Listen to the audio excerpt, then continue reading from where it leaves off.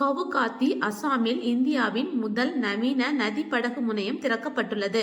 November 14 உலக நீரிழிவு தினம். உலக தரவாரம் 2025 நவம்பர் 10 முதல் 14.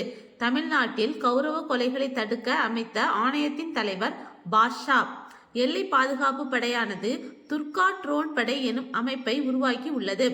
கிரீன் வாட்ச் நிறுவனம் வெளியிட்ட காலநிலை ஆபத்து குறியீடு 2026 இந்தியா 9வது இடத்தில் உள்ளது. ஐஐடி பாம்பே இந்தியாவின் முதல் குவாண்டம் வைர நுண்ணோக்கியை உருவாக்கி உள்ளது. கேலோ இந்தியா பல்கலைக்கழக விளையாட்டுப் போட்டி 2025 நடைபெறும் இடம் ராஜஸ்தான். 2026 FIH ஹாக்கி உலகக்கோப்பை நடைபெறும் இடம் பெல்ஜியம் மற்றும் நெதர்லாந்து. டோஹா, கத்தாரில் நடைபெற்ற இந்தியாவின் முதல் மகளிர் உலக ஸ்னூக்கர் பட்டம் வென்றவர் அனுபமா ராமச்சந்திரன். ஜன்ஜாத்திய கௌரவ தினாஸ் எனும் பழங்குடி பெருமை தினம் நவம்பர் 15. 2027 மக்கள் தொகை கணக்கெடுப்புக்கான முன் சோதனை நடைபெறும் இடம் காஞ்சிபுரம், திருவள்ளூர், கிருஷ்ணகிரி. புஷ்கர் திருவிழா நடைபெறும் இடம் ராஜஸ்தான்.